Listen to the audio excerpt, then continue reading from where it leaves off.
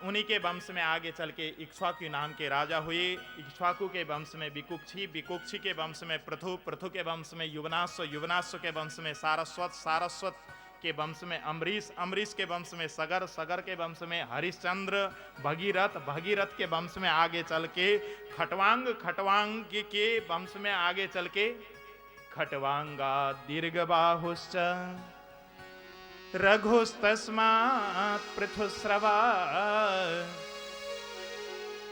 अजस्ततो महाराज ततः दशरथो भव। महाराज खटवांग के पुत्र हुए दीर्घबाहु, दीर्घबाहु के पुत्र हुए रघु, रघु के पुत्र हुए पृथुस्रवा, पृथुस्रवा के पुत्र हुए महाराज अज, महाराज अज के पुत्र हुए महाराज दशरथ, महाराज दशरथ के पुत्र हुए राम, लक्ष्मण, भरत और शत्रुघ्न। इतना सुनना था।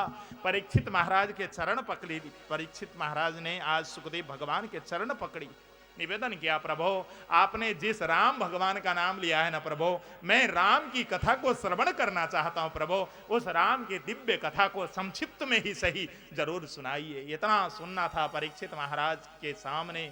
सुखदेव भगवान अत्यंत प्रफुल्लित हुए, भैया तुमने बहुत अच्छा प्रश्न किया है भैया, मैं भी राम की कथा को करना चाहता हूं भैया। ये तो आचार संहिता है। देखो एक आचार संहिता क्या है पता है?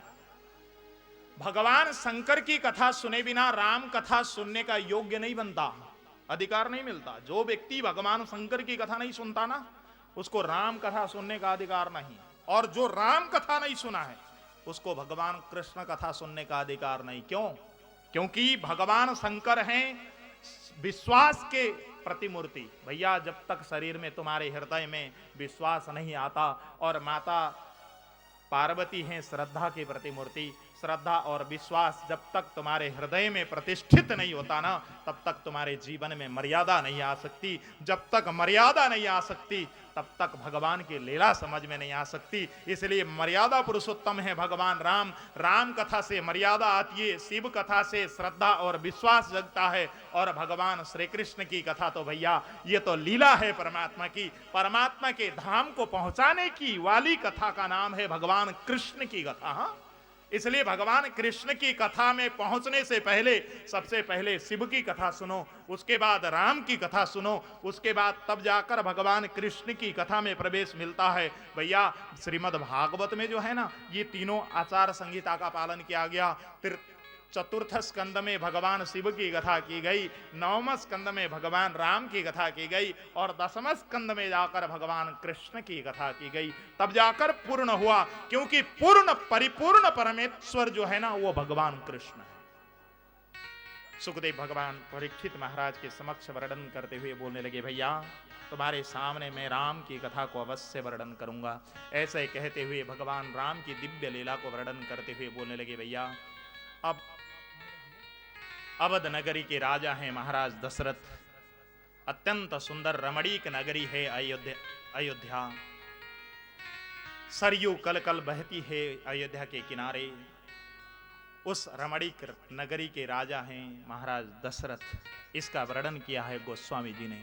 अवधपुरी रघुकुल मनि राऊ, अवधपुरी रघुकुल मनि राऊ, वेद विदित जेहि दशरथ नाहु, वेद विदित जेहि दशरथ नाहु, धर्म धुरंधर गुण निधि ज्ञानी, धर्म धुरंधर गुण निधि ज्ञानी, हृदय भगति मति सारंग पानी, हृदय भगति मति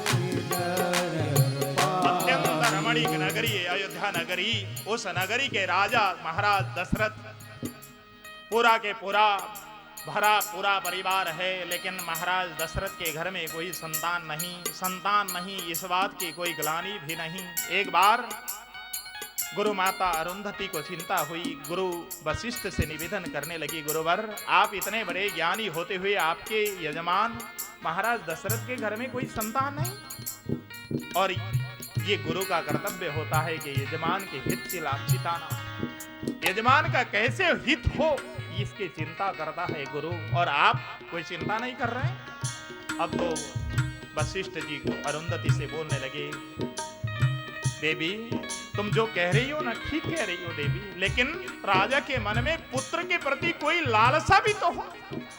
अब तो माता अरुंधति बोलने लगी, गुरुवर यदि आपकी आज्ञा हो तो लालसा मैं पैदा करा दूं तो। वशिष्ठ ऋषि बोलने लगे, देवी तुम यदि लालसा पैदा करा दोगी तो पुत्र पैदा कराने का जिम्मे मेरा। इतना सुनना था माता अरुंधति आज अपने पुत्र वामदेव को गोद में लेकर पहुंच गई महाराज दशरथ के पास। दशरथ ने देखा कि माता अरुंधति आज राजभवन में आई है, स्वागत करने के लिए द्वार पर पहुंचे, स्वागत किया है, लेकर के गए, भीतर आसन पर बिठाया, नीचे जमीन पर बैठ गए, गुरु माता को प्रणाम किया, प्रश्न किया है, माँ मुझे बुला लिया होता, कितने कष्ट के कारण आप पधारी हैं, मुझे बताइए, सेवा बताइए, सेवक हाजिर है। माता अरुंधति बोल पड़ी, नहीं राजन, मैं तो केवल आपको मिलने के लिए आई, अपने पुत्र को पढ़ा लिखा करके लेकर के आई थी। बहुत देर तक वार्ता होती रही गुरु माँ और शिष्य दशरथ में। बहुत देर बाद अरुंधति मैया ने अपने पुत्र वामदेव को चोटी मार दी। जैसे ही चोटी मारी है वामदेव रोने लगे, बिलखने लगे। उस समय माता अरुंधति अपने पुत्र को शांत कराने लगी, लेकिन पुत्र शांत नहीं हुआ और माँ के कान में कुछ खुसुर पुसुर दोनों माँ और बेटे करने लगे। उस समय जब खुसखुसाहट करने लगे हैं, उस समय महाराज दशरथ हाथ जोड़कर गुरु माँ से पूछने लगे, गुरु माँ ये गुरुपुत्र क्यों रो रहे हैं, मुझे बताइए। इतना सुनना था, माता अरुंधति बोलने लगी, राजन ये जो कह रहा है ना, ये आपके सुनने योग्य बात नहीं कह रहा है, इसलिए आप रहने दीजिए। उत्सुकता प्रकट करा दी। अब तो दशरथ महाराज हाथ छोड़कर निवेदन करते हुए बोलने लगे, माँ बताइए ना, मैं सुनना चाहता हूं, गुरुपुत्र क्या कहना चाहते हैं। अब तो अंत में महाराज दशरथ की बार बार विनती को सुनकर गुरु माँ अरुंधति बोलने लगी, दशरथ राजा ये जो कह रहा है ना, ये आपके सुनने योग्य तो नहीं है, लेकिन आप बार बार निवेदन कर रहे हैं तो मैं आपको बता देती हूँ। ये कह रहा है, मुझसे पूछ रहा है, माँ मेरे पिता की पुरोहिताई तो चल गई, लेकिन मैं किस क्या पुरोहिताई करूंगा। इतना सुनना था, महाराज दशरथ के हृदय पर ऐसा लगा कोई किसी ने पत्थर की चोट मारी हो, ग्लानि से भर गए। गोस्वामी जी ने उस घटना का यहाँ पर वर्णन किया है। गुरु माता तो वहां से चल गई, जैसे ही घर गई हैं गुरु माता, महाराज दशरथ को ग्लानि से दशरथ भर गए। बहुत रोए हैं महाराज दशरथ।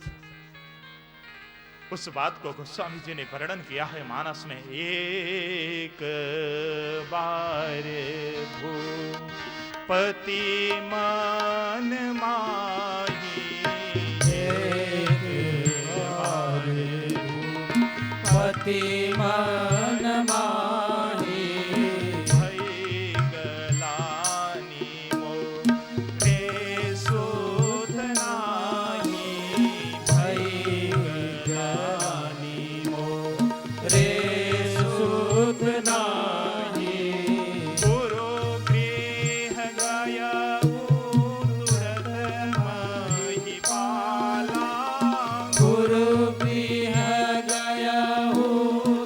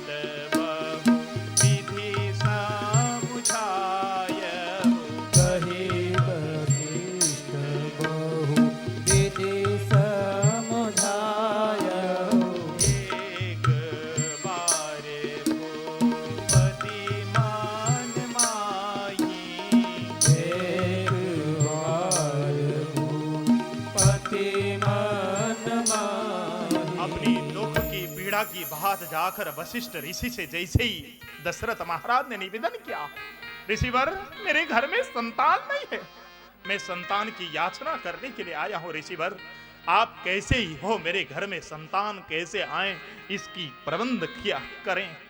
जैसे ही निवेदन किया है, बिलखे हैं दशरथ महाराज। इस बात को सुनकर वशिष्ठ ऋषि बोलने लगे, राजन तुम यदि तुम्हारे मन में आज पुत्र के प्रति लालसा पैदा हुई है तो तुमको आशीर्वाद देता हूं। हे राजन, धरहु धीर होई हाई सुत चारी, धरहु धीर होई हरि सुत चारी, त्रिभुवन विदित भगत भय हारी, त्रिभुवन विदित भगत सुत चारी। आज आशीर्वाद दिया राजा को।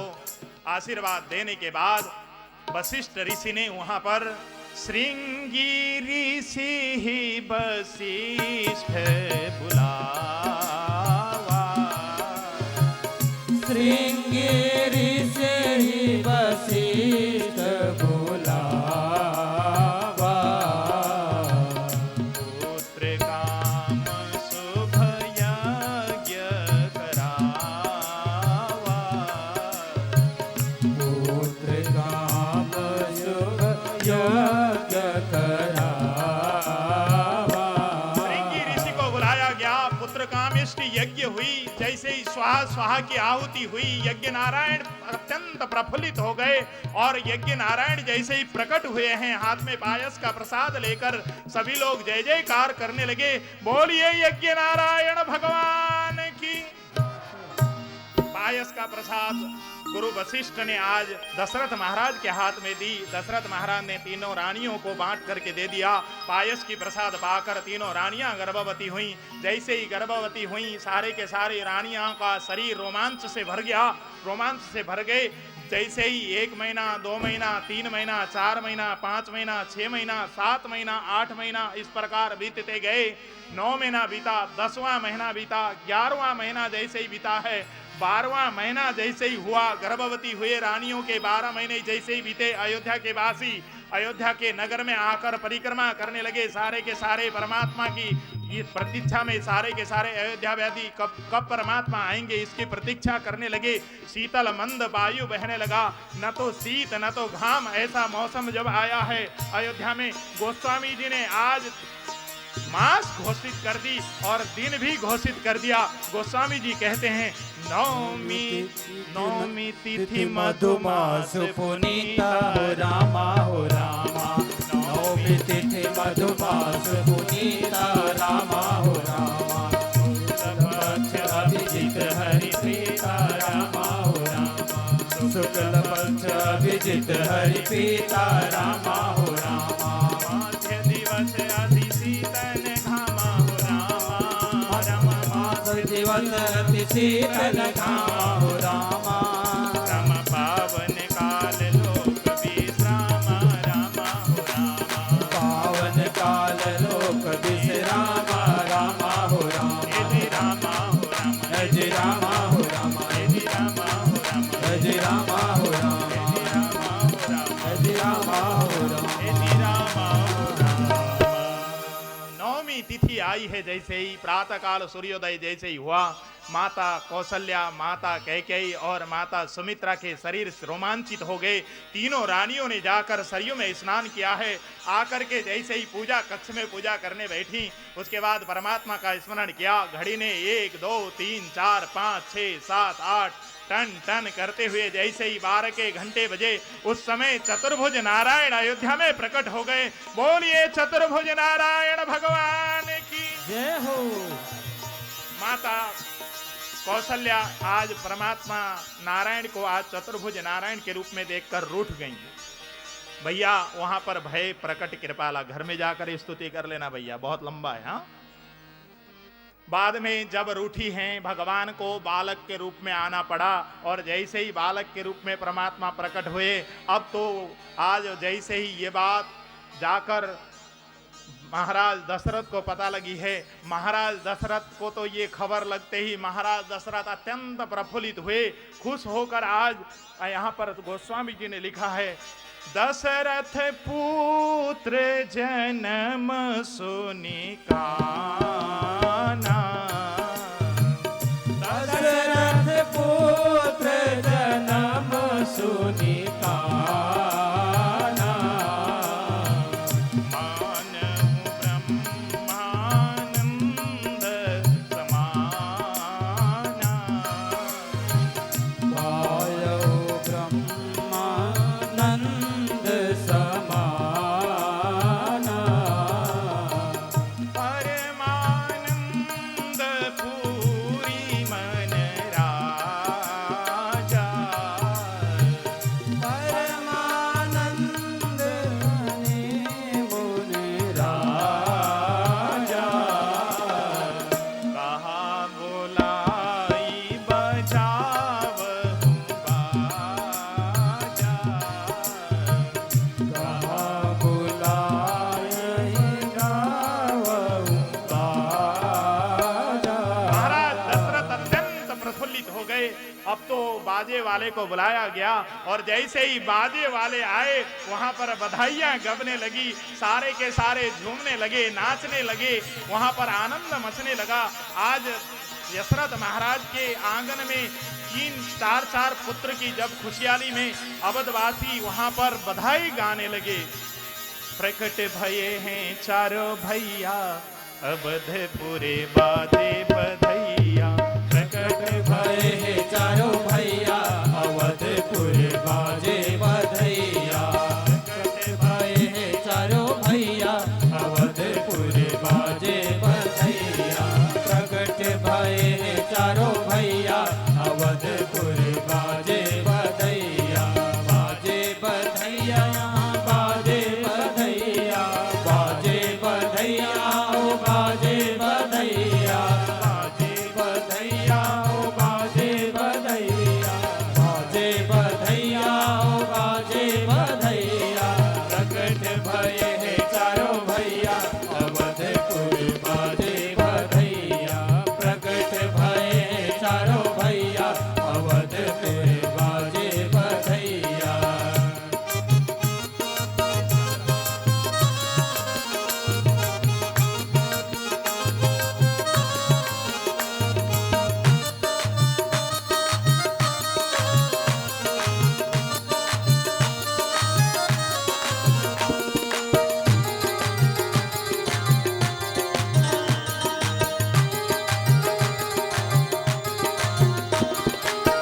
राजा दशरथ घर लाला जायो, राजा दशरथ घर लाला जायो, राजा दशरथ घर लाला जायो, राजा दशरथ घर लाला जायो।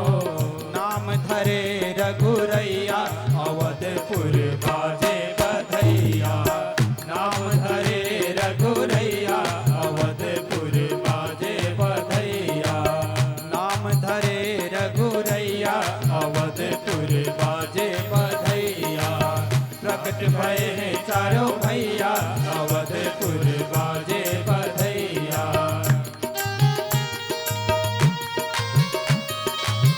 भैया पीछे वालों हाथ उठाओ जरा, भगवान राम की जन्म का उत्सव है भैया।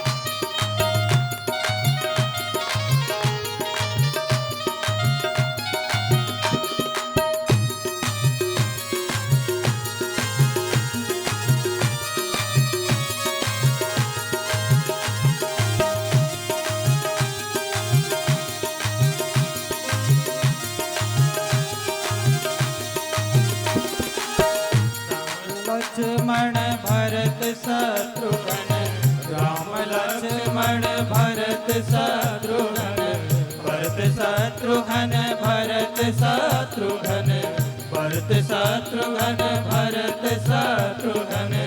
दशरथ जी के छैया, अवधपुर बाजे बधैया। दशरथ जी के छैया, अवधपुर बाजे बधैया। रघुरैया, अवधपुर बाजे बधैया।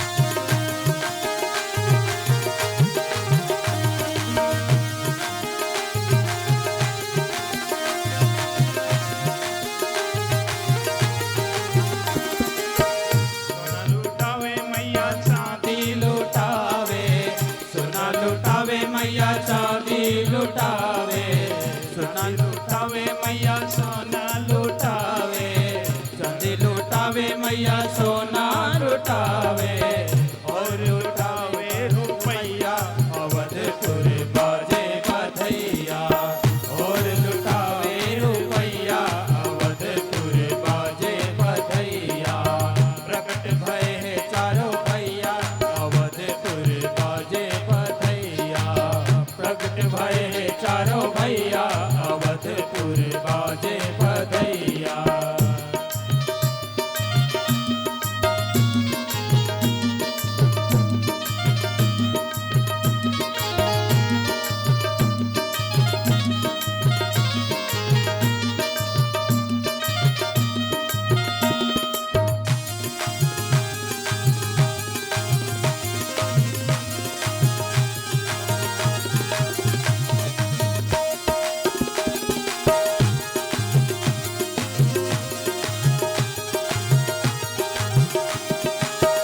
घोड़ा लुटावे मैया हाथी लुटावे, घोड़ा लुटावे मैया हाथी लुटावे, हाथी लुटावे मैया हाथी लुटावे, हाथी लुटावे मैया हाथी लुटावे, और लुटावे धेनु जय गैया हो अवधपुर बाजे बधैया, और लुटावे धेनु गैया अवधपुर बाजे बधैया, प्रकट भय है चारों भैया अवधपुर बाजे बधैया, प्रकट भय है चारों भैया अवधपुर बाजे बधैया।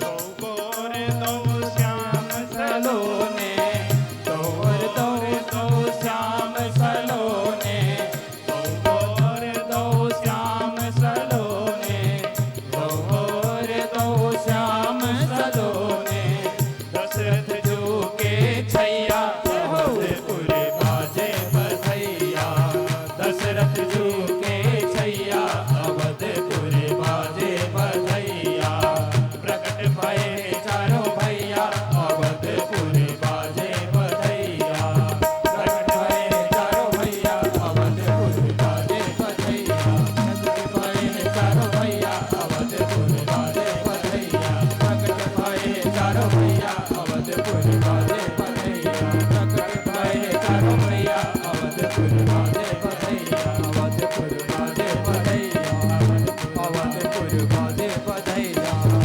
अवधपुर बाजे बधैया। आप सभी लोगों को भगवान राम के जन्मोत्सव की हार्दिक बधाई हो। इस प्रकार राम भगवान के उस अवध में, उस अयोध्या में परमात्मा राम के जन्मोत्सव मनाई गई। धूमधाम से सभी लोगों ने बधाई गाए। भैया राम के चरित्र तो इतना लंबा है भैया, हजारों वर्ष तक भी लोग वर्णन नहीं कर सकते, फिर भी कोशिश करते हैं। गुरुवर थे त्यक्त राज्यो विचरदनुवनम पद्म पद्भ्याम प्रियाया पाणिस्परसा क्षमाभ्याम मृजित पथरुजो यो हरिन्द्रानुजाभ्याम वैरूप्या छुर्पणख्या प्रिय बृहरुषा रोपित भ्रूव्रियं वस्त्रस्ताब्धिर्बद्ध सेतु खलदवधान कौशलेन्द्रोवतान्न। भगवान राम का जब जन्म हुआ, ये जब बड़े हुए, बड़े होने पर विश्वामित्र के साथ यज्ञ की रक्षा करने के लिए गए। वहीं से जनकपुर जाकर माता जानकी के साथ इनका विवाह हुआ। जब अयोध्या आए हैं, इनका वनवास हुआ। वनवास होने के बाद माता सीता का अपहरण होता है। रावण अपहरण करके ले जाता है माता सीता को। हनुमान जी से मित्रता की कथा यहाँ पर वर्णन है। हनुमान जी से मित्रता करके रावण को मार के पुनः भगवान राम अयोध्या लौट करके आते हैं। तब जाकर 14 वर्ष के बाद भगवान राम अयोध्या के राजा बनते हैं। राज तिलक होता है भगवान राम का। राज तिलक होने के बाद भगवान राम ने अपने प्रजा के हाल सुध बूझने के लिए अपने मंत्रियों को भेजते हैं अपने राज्य में। तो कहीं भी कोई शिकायत नहीं मिलती, लेकिन एक दिन के बाद एक मंत्री के कान में अचानक शब्द सुनाई पड़ा, कदाचित लोक जिज्ञासुर गुढ़ो रात्र्यामलक्षिता चरण बाचो शृणोद्रामो भार्या मुद्यस्य कस्यचित् नाहं विभर्मित्वां दुष्टां असतिम परवेस्मकाम स्त्रीलोभी बिभ्रयात सीताम रामम नाहम भजे पुनः। वो धोबी अपनी पत्नी को कह रहा था, हे तो क्या समझती है मैं कोई राम नहीं हूं? हाँ, एक बार दूसरे के घर में गई हुई पत्नी को दोबारा स्वीकार कर ले, मैं तो मैं हूं। इस प्रकार जैसे ही वचन सुन ली भगवान राम ने अपने दरबार में आए, मन में विचार किया कि मेरे प्रजा में से एक भी व्यक्ति असंतोष है तो मैं राजा होने का अधिकारी नहीं। इस कारण मेरी प्रजा यदि मेरे विषय में इस प्रकार की चर्चा करती है तो मुझे सीता का त्याग करना चाहिए। माता सीता गर्भवती हैं। माता जानकी उस समय गर्भवती अवस्था की हैं। भगवान राम ने मन में विचार किया कि इस जानकी को मैं वनवास दे दूं। कक्ष में जाकर कैसे ये निर्णय लूंगा सोचने लगे। सीता से अत्यंत प्रेम करते थे भगवान राम, लेकिन अब राजा बन चुके हैं, इसलिए इस कड़वी घुट को पीना राम भगवान की मजबूरी हो गई। लक्ष्मण को बुलाया है, लक्ष्मण भैया तुझे मेरा एक काम करना है, मना मत कर देना। लक्ष्मण भैया बोलने लगे, प्रभु आपको मेरे ऊपर विश्वास नहीं है क्या? प्रभु मैं आपके चरण की सौगंध खा के कहता हूं, प्रभु आप यदि मुझे मरने के लिए कहेंगे ना तो भी प्रभु आपके सामने मेरे गर्दन को काटने की क्षमता है। प्रभु मैं अपनी गर्दन काटकर आपके सामने प्रस्तुत कर दूंगा, प्रभु आदेश तो दीजिए। भगवान राम बोलते हैं, लक्ष्मण कह तो राय भैया, लेकिन मैं जो चीज कहने वाला हूं ना ये करना तेरे लिए सहज नहीं होगा। लेकिन लक्ष्मण जी ने कह दी, नहीं प्रभु आप जो भी आदेश देंगे उस चीज का मैं पालन करूंगा। अब तो लक्ष्मण को भगवान राम ने आंख बंद करके आदेश दी, लक्ष्मण तुमको कल प्रातः सीता को लेकर के जाना है, जंगल में ले जाकर छोड़ करके आना है। इतना सुनना था, लक्ष्मण फूट करके भगवान राम के चरणों को पकड़ ली। प्रभु ये क्या कह रहे हैं? प्रभु ये काम मेरे से करवा रहे हैं, ये काम भरत से करवा लीजिए ना प्रभु, भरत से आपने काम नहीं लिया है, ये काम मेरे से नहीं होगा। भगवान राम बोलने लगे, लक्ष्मण तुझसे तो मैंने पहले ही पूछ रहा था ना, लेकिन तूने माना नहीं, तूने वचन दिया है भैया, इसलिए तुझे ये काम तो करना होगा। लक्ष्मण जी ठीक है प्रभु कहने में मजबूर हुए। राम भगवान कक्ष में जैसे ही पहुंचते हैं, रात को शयन किया है, प्रातः काल उठते ही माता सीता स्नान करके आई हैं। भगवान राम के पास प्रणाम करने के लिए जैसे ही गईं, भगवान राम ने हाल पूछा है। सीता ने कहा कि प्रभु और तो सब ठीक है, लेकिन आज रात्रि को मैंने एक स्वप्न देखा है। भगवान राम पूछने लगे, सीता तुमने क्या स्वप्न देखा है बताओ। माता सीता बोलने लगी, प्रभु मैंने आज रात्रि को स्वप्न में देखा है कि कोई ऋषि मुझे कोई फल दे रहे हैं। इतना सुनना था। माता सीता के वचन सुनते ही भगवान राम के आंखों से अश्रु गिरना चाहते हैं, लेकिन भगवान राम ने नजरें बचा ली। पीछे मुड़कर पूछने लगे, किस ऋषि ने दिया था, तुमको याद है क्या?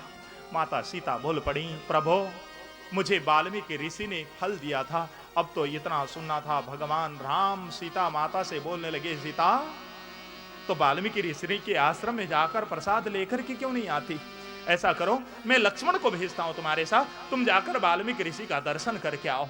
माता सीता से इस प्रकार जैसे ही राम भगवान ने कहा, माता सीता तो प्रफुल्लित हो गईं। प्रभु ठीक है, यदि ऋषि के दर्शन करने के लिए आप भेजना चाहते हैं तो मैं जाने के लिए तैयार हूं। ऐसा कहकर माँ सीता कक्ष के भीतर गईं, कपड़े धारण करके आई हैं, वस्त्राभूषण धारण करके आई। लक्ष्मण जी रथ खड़ा करके जैसे ही बैठे हुए हैं, माता सीता बाहर आकर लक्ष्मण के रथ पर जैसे ही बैठी हैं, रथ हाँक दिया है लक्ष्मण ने, लेकिन आज लक्ष्मण कुछ भी मुख से शब्द नहीं निकाल रहे हैं। माता सीता बोलती हैं, भैया तुम तो मेरे से बहुत बात किया करते थे भैया, आज इस प्रकार गुमसुम होकर के क्यों चल रहे हो भैया, कुछ बात करो ना। लेकिन माँ सीता को कौन समझावे, कि सीता तुम्हारे साथ इस समय लक्ष्मण नहीं बोल सकते क्योंकि तुमको छोड़ने जा रहे हैं। आंखों से अश्रु गिर रहे हैं लक्ष्मण के, मुख से कोई बाणी नहीं निकल रही। माता सीता को लेकर रथ लेकर जैसे ही गहन वन में पहुंचा, माता सीता बोलने लगी, लक्ष्मण भैया आज जल्दीबाजी से आई ना मैं, भैया कुछ फूल और फल ले आना मैं भूल गई। देखो वो सामने वृक्ष पर कितने अच्छे अच्छे फूल फूले हुए हैं भैया, मैं जरा उस फूल को तोड़ करके लेकर के आऊं, एक मिनट रथ को रोक लो। लक्ष्मण जी ने रथ को रोका है। मां सीता जैसे ही रथ से उतरी, फूल तोड़ने के लिए फूल के पास पहुंची, लक्ष्मण जी ने आज रथ को अयोध्या की ओर मोड़ा है और रथ को जैसे ही हाँका है, माता सीता ने जैसे ही रथ को अयोध्या की ओर जाते हुए देखा, मां सीता चिल्ला पड़ी, भैया लक्ष्मण मुझे अकेले यहाँ पर वन में छोड़कर तुम कहाँ जा रहे हो भैया, रुको भैया मैं भी जाती हूँ भैया, मुझे छोड़ करके मत जाओ। बिलख रही हैं, लेकिन लक्ष्मण जी को भी मूर्छा आ गई। लक्ष्मण जी आज रथ पर गिर गए, आज घोड़ा अपने आप दौड़े जा रहा है और माता सीता बहुत देर तक इंतजार करती रही, लेकिन लक्ष्मण जब नहीं आया, लक्ष्मण को भगवान राम को याद करती हुई आज सीता माता बिलखने लगी, रोते रोते जब कम मूर्छा आ गई, उनको होश नहीं। उसी समय राम राम राम राम उनके मुख से निकल रहा है। ये आवाज जैसे ही वाल्मीकि ऋषि के शिष्य स्नान करने जाते समय सुनाई दिया है, एक नारी की आवाज को, उस आवाज को सुनते ही सीता माता के पास पहुंचे वाल्मीकि ऋषि के शिष्य, पहुंच करके आए, सीता माता को प्रणाम किया, पहचान गए, हाथ जोड़कर प्रार्थना की, माता आप इस प्रकार बिलख रही हैं इस निर्जन वन में, आप यदि बुरा न माने तो हमारे साथ चलें आश्रम में। आज वाल्मीकि ऋषि के शिष्य माता सीता को लेकर अपने आश्रम में आए हैं। वाल्मीकि ऋषि ने जैसे ही सीता को देखा, स्वागत किया है, माता सीता ने वाल्मीकि ऋषि को साष्टांग प्रणाम की है। वाल्मीकि ऋषि बोलने लगे, बेटी तू आ गई, ठीक है बेटी कोई बात नहीं, ये तेरा ही तो घर है ना, अच्छा यहाँ पर रह ले। वाल्मीकि ऋषि ने भीतर की ओर कुटिया की रास्ता दिखा दी। माँ सीता वहां पर गई, गर्भवती अवस्था की सीता माँ वाल्मीकि ऋषि के आश्रम में पहुंची। जैसे ही 9 मास हुआ है, माता सीता जैसे ही गर्भवती थी, आज बच्चे पैदा होने का जैसे ही नंबर आया, उस आश्रम में कोई महिला नहीं, कोई नारी नहीं। माता सीता को प्रसव वेदना जब बहुत जोर से दर्द होने लगा, उस समय माँ सीता चीखने लगी, चिल्लाने लगी, धरती माँ को याद किया है, माँ तुम आओ मेरी रक्षा करो। उस समय धरती माँ नारी का भेष धारण करके आई हैं। धरती माँ ने आज जात कर्म संस्कार कराया है। माता सीता ने 2 नन्हे नन्हे बहुत सुंदर कुमारों को जन्म दिया है। जैसे ही धरती माँ ने हाथ में दोनों नन्हे कुमारों को ले जाकर वाल्मीकि ऋषि के हाथ में दे दी, वाल्मीकि ऋषि दोनों बालकों को पाकर अत्यंत प्रफुल्लित हो गए। दोनों बालकों के लिए 2 पेड़ जोड़कर पालना बनाते हैं वाल्मीकि ऋषि, उन पलने में दोनों बालकों को झुलाते हैं वाल्मीकि ऋषि। सीता माँ दोनों बालकों को खेल खेलने भेजती हैं, अनेक ज्ञान की बातें बताती हैं। इस प्रकार बालक धीरे धीरे धीरे धीरे वाल्मीकि ऋषि के आश्रम में जब बड़े होने लगे, वाल्मीकि ऋषि अपने पास बिठाकर उन दोनों बालकों को राम कथा कंठस्थ कराने लगे। संपूर्ण राम कथा को जब दोनों बालकों ने कंठस्थ कर लिया, उस समय वाल्मीकि ऋषि और माता सीता बैठकर जब कथा सुनते हैं, दोनों के दोनों आंखों से अश्रु गिरते हैं, रोते रहते हैं। माता सीता बोलती हैं, भैया इसके आगे मैं सुन नहीं पाऊंगी, भैया इससे आगे मत कहो। माता सीता के आंखों से अश्रु बहते हैं, भीतर जाकर के रुदन करती हैं। एक दिन की बात, वाल्मीकि ऋषि अपने कक्ष में तैयार हो रहे थे कहीं जाने के लिए। उस दृश्य को जैसे ही दोनों लवकुश ने देखा है, दौड़ करके जाकर वाल्मीकि ऋषि के चरणों में प्रणाम करके पूछने लगे, ऋषिवर आप कहीं जाने के लिए तैयार हो रहे हैं क्या, कहाँ जा रहे हैं प्रभु। इस प्रकार जैसे ही प्रश्न किया, वाल्मीकि ऋषि बोलने लगे, बालकों मैं अयोध्या के राजा राम ने मुझे निमंत्रण दिया है भैया, वो बहुत बड़ा एक यज्ञ करना चाहते हैं भैया, उस यज्ञ में मुझे निमंत्रण आया है, इसलिए मैं उस यज्ञ में जाना चाहता हूं भैया। तुम माँ को परेशान मत करना, माँ का ख्याल करना और यहीं रहना। इतना सुनना था। दोनों बालकों ने वाल्मीकि ऋषि की बात जैसे सुनी ही ना हो, हाथ जोड़कर प्रार्थना करने लगे, ऋषिवर हमने आज तक कभी राजा नहीं देखे, कैसे नगर होते हैं राजन, ये हमने कभी नहीं देखे ऋषिवर, हम भी एक बार आपके साथ चलते हैं ना, आपको किसी प्रकार का कोई कष्ट नहीं देंगे ऋषिवर, हमको भी लेकर के चलिए ना, हम आपसे प्रार्थना करते हैं, हाथ जोड़ करके निवेदन है। इस प्रकार जैसे ही दोनों बालकों ने निवेदन किया है, वाल्मीकि ऋषि के मन में लगा कि दोनों के दोनों राजा के पुत्र होकर राजा को नहीं देखा कहते हैं। सोचने लगे यदि इन दोनों बालकों को मैं ले जाऊं तो इन दोनों का जीवन धन्य हो जाएगा। दोनों बालकों से कहने लगे, वाल्मीकि ऋषि भैया, तुम्हारी माँ यदि तुमको अनुमति देती है ना तो तुमको मुझे ले जाने में कोई कष्ट नहीं। जाओ माँ से अनुमति लेकर के आओ। दोनों बालक दौड़े दौड़े आए, माँ जानकी के चरणों में गिर पड़े। माँ, आज तक तुमने जैसा खाना खिलाया उसी खाना को हम खा करके 56 भोग मान लिए। माँ, तुमसे आज तक हमने कभी खिलौने नहीं मांगे माँ, तुमसे कभी पकवान नहीं मांगा, कभी अच्छे अच्छे वस्त्र नहीं मांगे माँ, लेकिन आज एक वस्तु मांगने के लिए तुम्हारे पास आए हैं माँ। तुम ठुकरा मत देना, ना मत कर देना माँ। एक वस्तु मांगने के लिए आए हैं, हाथ जोड़कर अंजलि पसार कर तुम्हारे पास एक वस्तु मांगने के लिए आए हैं, ना मत कर देना। जैसे ही माता जानकी के पास आकर इन दोनों बालकों ने इस प्रकार निवेदन किया, माँ जानकी को लगता है मेरे ये दोनों बालक इस प्रकार कैसी बहकी बात कर रहे हैं। माँ जानकी बोलने लगी, बेटा इस प्रकार बहकी बातें क्यों कर रहे हो भैया, तुम क्या मांगना चाहते हो बेटा, मांगो ना। हाथ जोड़कर परमात्मा से प्रार्थना करने लगी माँ जानकी, भैया परमात्मा तू अभी भी मेरा परीक्षा क्यों ले रहा है परमात्मा, मैं परीक्षा देते देखते थक गई हूँ परमात्मा, मेरे को अब परीक्षा नहीं दी जा सकती परमात्मा, मेरी रक्षा करिए।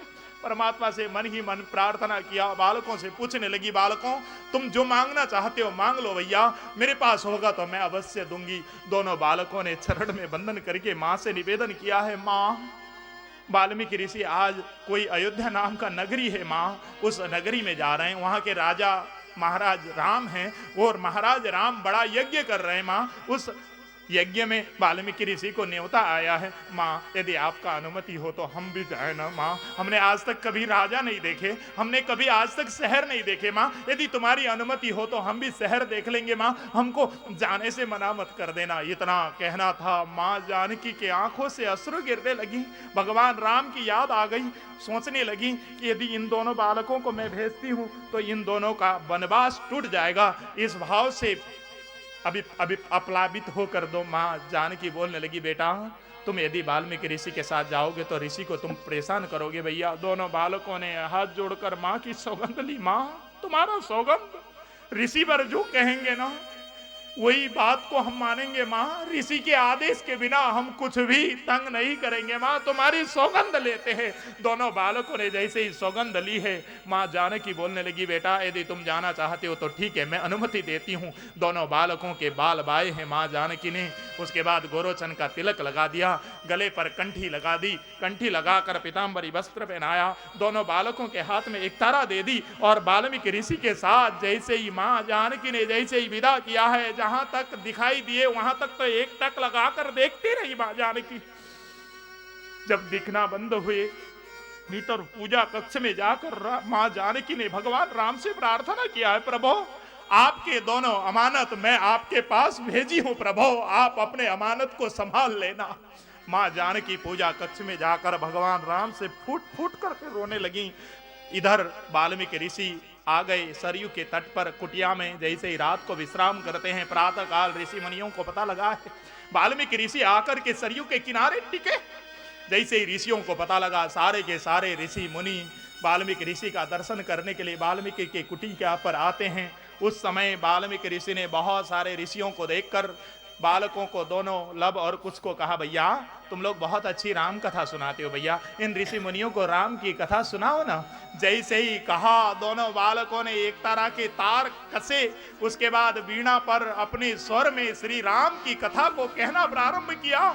सबकी गले रुद गई, सबके सब हल्कियां भरने लगे, रोने लगे और राम की कथा सुनते रहे। किसी काम से लक्ष्मण जी महाराज उसी रास्ते से कहीं जा रहे थे। अचानक दोनों बालकों का स्वर सुना तो लक्ष्मण जी ने अपना रथ को रोका और आकर के जैसे ही देखते हैं, देख करके पहचान गए लक्ष्मण जी और मन में लगता है कि इन दोनों बालकों को जाकर गोद में उठाकर लेकर के जाऊं, लेकिन मर्यादा के कारण कुछ नहीं बोलते। जिस काम से जा रहे थे उस काम को तो आज बिसर गए लक्ष्मण जी और दौड़े दौड़े भगवान के पास जाकर भगवान का चरण पकड़कर निवेदन करने लगे, प्रभु एक निवेदन करने के लिए आया हूं प्रभु, मैं जिस काम से गया था वो काम तो मैं भी सर गया प्रभु, लेकिन एक निवेदन करता हूं प्रभु। वाल्मीकि ऋषि के साथ 2 कुमार आए हैं प्रभु, वो सूर्य वंशी के कुमार जैसे लग रहे हैं प्रभु, मुझे अत्यंत स्नेह से लगा उन बालकों पर, वो राम कथा अत्यंत सुंदर कहते हैं प्रभु। मेरा आपसे निवेदन है प्रभु कि उन दोनों बालकों को बुलाकर एक बार राजमहल में राम की कथा करवा लीजिए ना।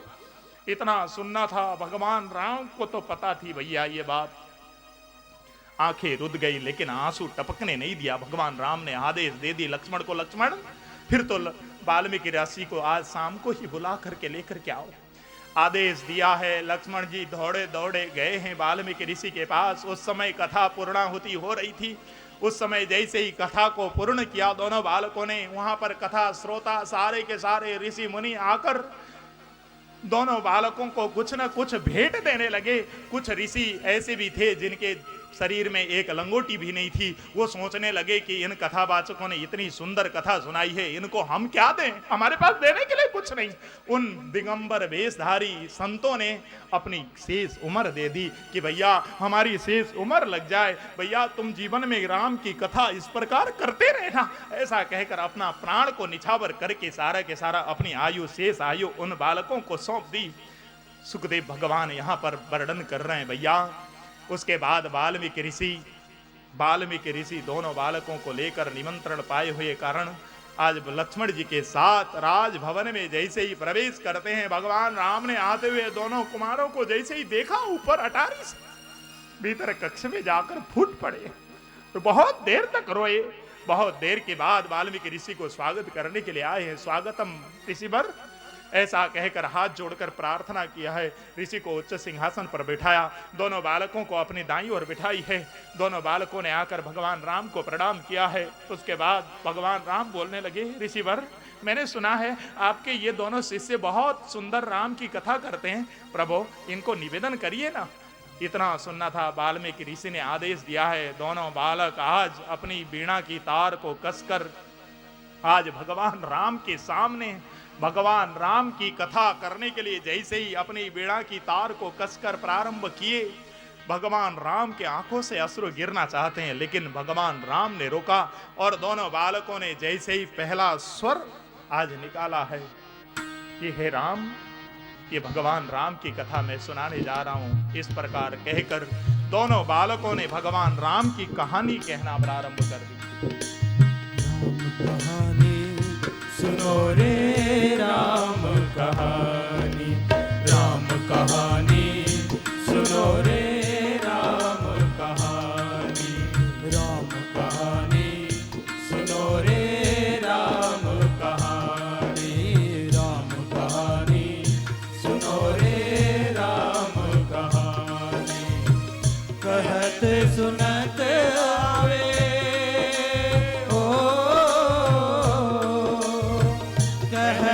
सुनत आवे अखियों में पानी।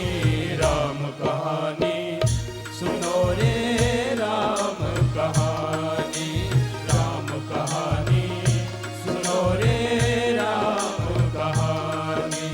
श्री राम जय राम जय जय राम, श्री राम जय राम जय जय राम, श्री राम जय राम जय जय राम, श्री राम जय राम जय जय राम।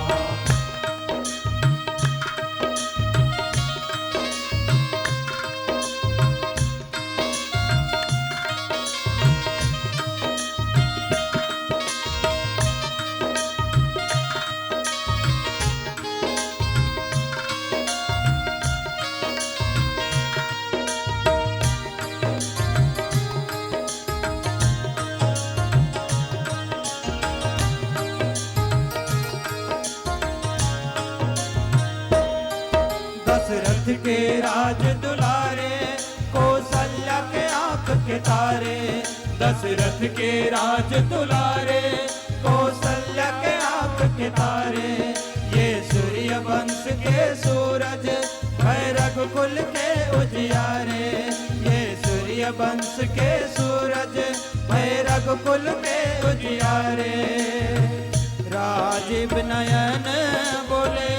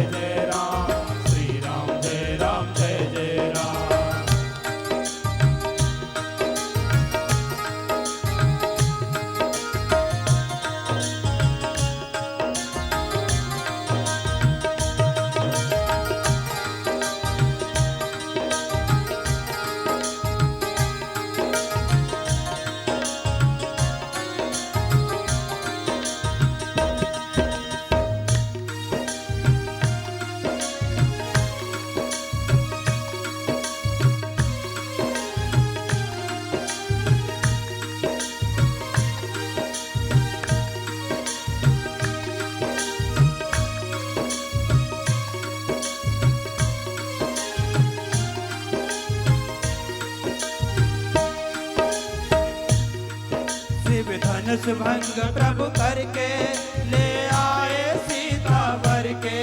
शिव धनुष भंग प्रभु करके ले आए सीता वर के।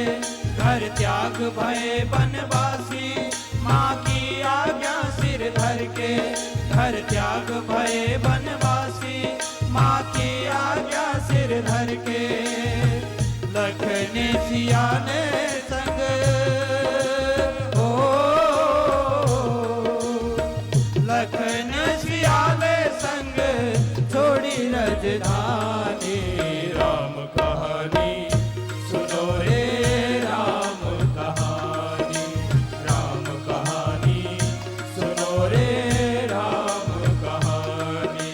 श्री राम जय राम जय जय राम। श्री राम जय राम जय जय राम। श्री राम जय राम जय जय राम। श्री राम जय राम जय जय राम।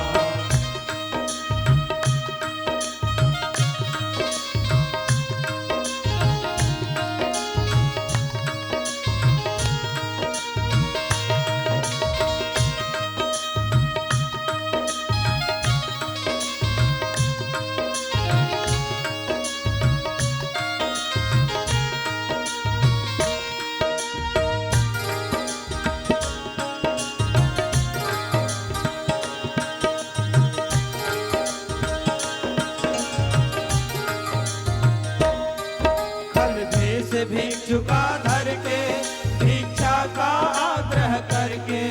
खल भेष भिक्षु का धर के भिक्षा का आग्रह करके। उस जनक सुता सीता को छल बल से ले गया हर के। उस जनक सुता सीता को छल बल से ले गया हर के। बड़ा दुख पावे हो, बड़ा दुख पावे राजा राम जी की रानी। राम कहानी सुनो रे राम कहानी।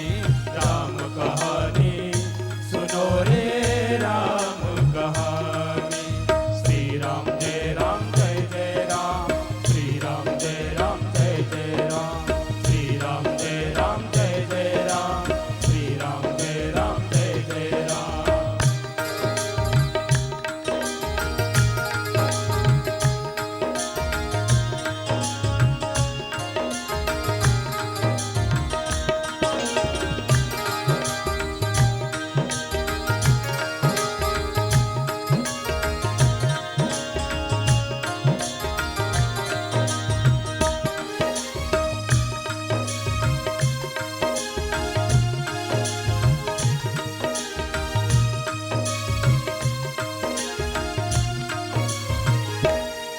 श्री राम ने मोह पटायो मैं राम दूत बन आयो।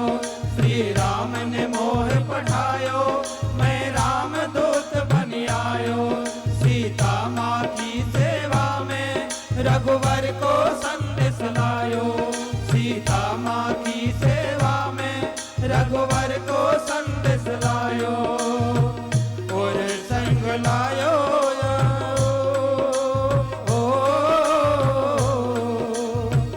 और संग लायो प्रभु मुद्रिका निशानी। राम कहानी सुनो रे राम कहानी। राम कहानी सुनो रे राम कहानी। श्री राम जय राम जय जय राम। श्री राम जय राम जय जय राम। श्री राम जय राम जय जय राम। श्री राम जय राम जय जय राम। कहते सुनत आवे हो,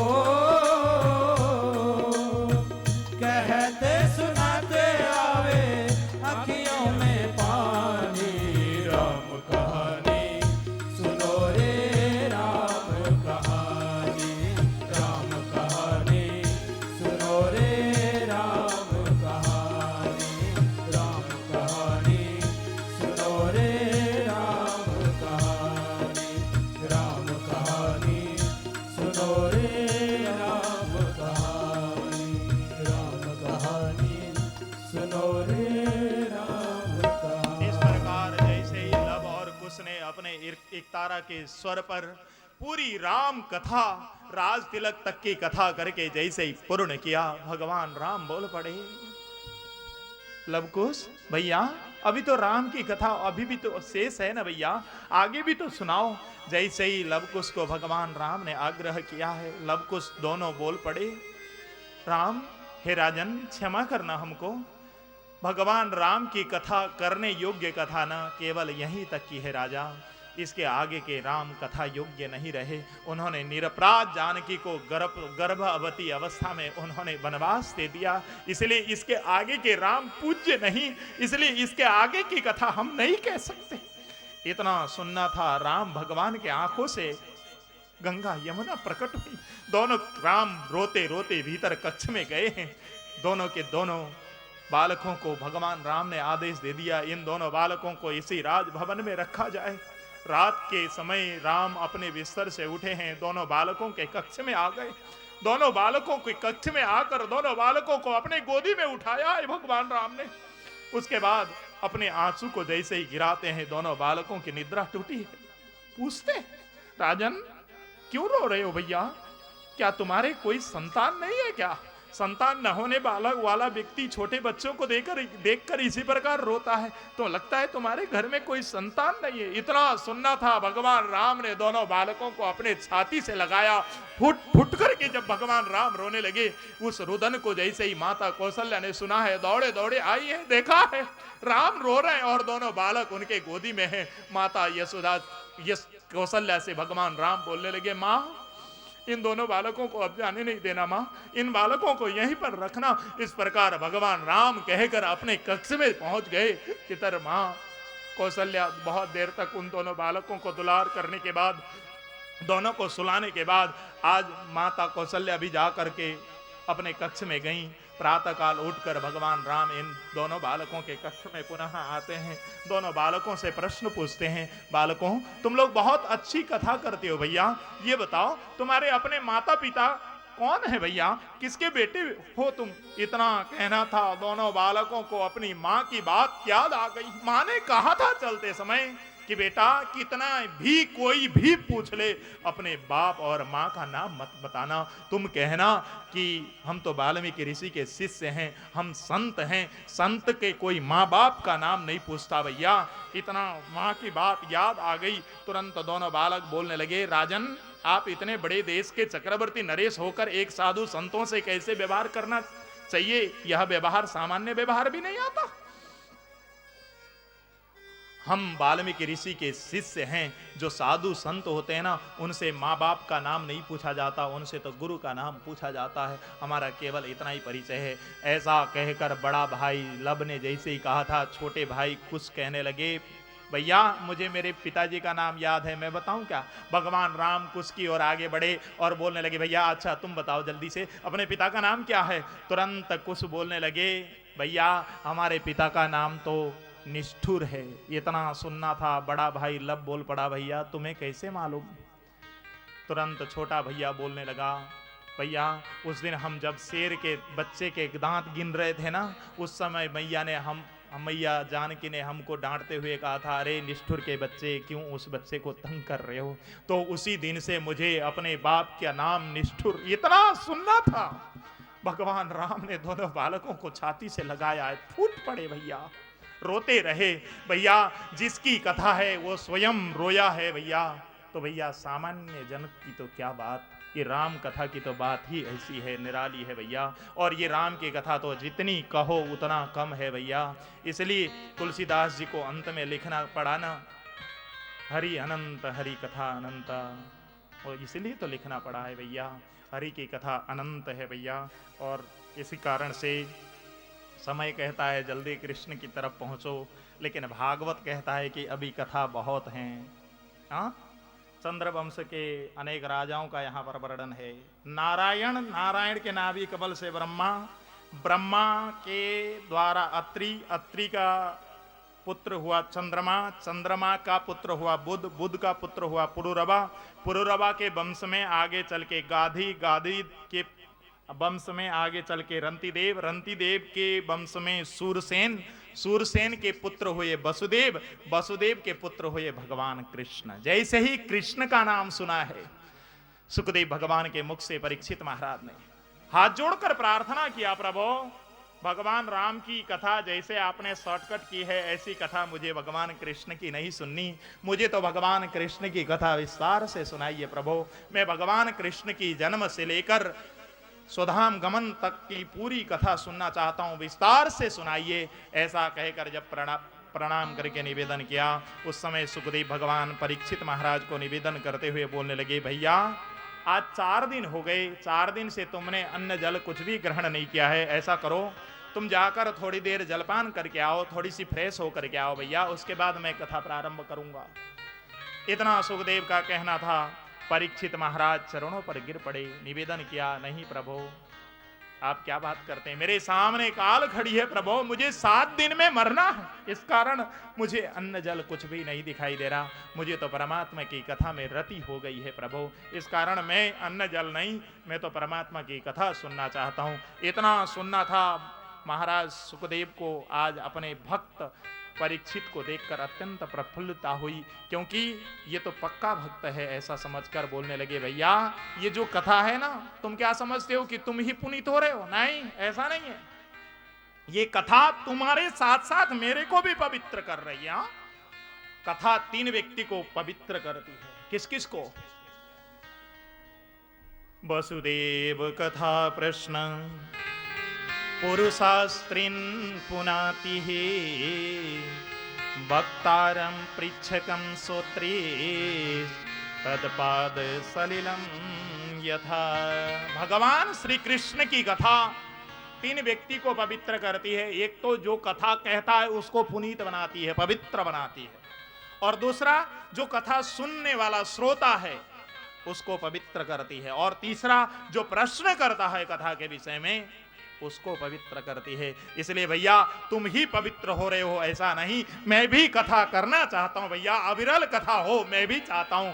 ऐसा कहकर सुखदेव भगवान वर्णन करते हुए बोलने लगे, भैया अयोध्या के राजा हैं उग्रसेन जी महाराज। उग्रसेन जी महाराज के पुत्री, उग्रसेन महाराज का पुत्र है कंस। कंस के अत्याचार से पृथ्वी त्राही त्राही करने लगी। पृथ्वी ने गौ का रूप धारण करके परमात्मा के पास प्रार्थना करने के लिए पहुंची। परमात्मा से कहने लगी, प्रभु ये कंस के अत्याचार के कारण और भी दानवों के अत्याचारण के कारण मैं अब इनके भार को नहीं ढो सकती, इसलिए आप कुछ करिए। भगवान ने कहा कि पृथ्वी तुम जाओ, मैं अब अवतार लेकर के आता हूं और तुम्हारे भार को दूर करूंगा। ऐसा कहकर जैसे ही कहा पृथ्वी तो वापस आ गई। परमात्मा ने आश्वासन दिया है। इधर कंस वसुदेव जी महाराज के साथ कंस की बहन देवकी का विवाह जब निश्चित होना हुआ, धूमधाम से विवाह हुई। जब विवाह हुई है, कंस अपनी बहन से बहुत प्रेम करता था। इस कारण से कंस बोलने लगा कि मैं अपनी बहन को इसके घर तक पहुंचाने के लिए मैं स्वयं जाऊंगा और कोई नहीं जाएगा। स्वयं रथ में बिठाकर अपनी बहन को लेकर के चल पड़ा कंस। जब चल पड़ा, रास्ते में आकाशवाणी हुई है, दुष्ट कंस तो जिस बहन से अत्यंत प्रेम करता है और जिसको लेकर के जा रहा है ना, इसी का अष्टम गर्भ तेरा काल बनेगा, तुझे जीवित नहीं छोड़ेगा। इतना कहना था। कंस रथ हाँक रहा था, रथ से एक साथ कूद करके नीचे आया, तलवार निकाला है, तलवार निकालकर अब बहन को मारने के लिए जैसे आगे बढ़ा, आज कंस के सामने आकर वसुदेव जी महाराज खड़े हो गए। हाथ जोड़ के निवेदन करते हुए बोलने लगे, कंस महाराज